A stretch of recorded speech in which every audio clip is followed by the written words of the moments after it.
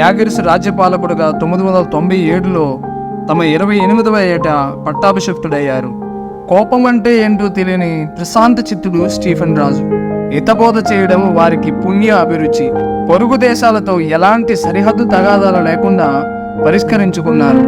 తన రాజ్యంలో ఎలాంటి దబ్బర దేవుళ్ళ విగ్రహాలు, క్షుద్ర పూజలు జరగరాదని శాసించారు. తన మాదిరే తన దేశ ప్రజలందరూ నిజదేవుని తెలుసుకుని క్రీస్తు శాంతి రాజ్యాన్ని సాధించాలని కలగన్నారు. అందుకే తన దేశంలో గొప్ప భక్తుడైన పునీత ఆస్ట్రిక్ను రోమ్ నగరానికి రాయబారిగా పంపారు.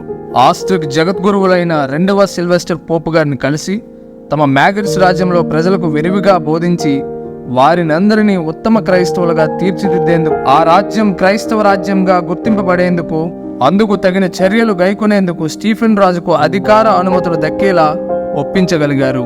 అందువల్లనే స్టీఫెన్ రాజు తన రాజ్యాన్ని 10 మేద్రాసన మండలాలుగా విభజించారు.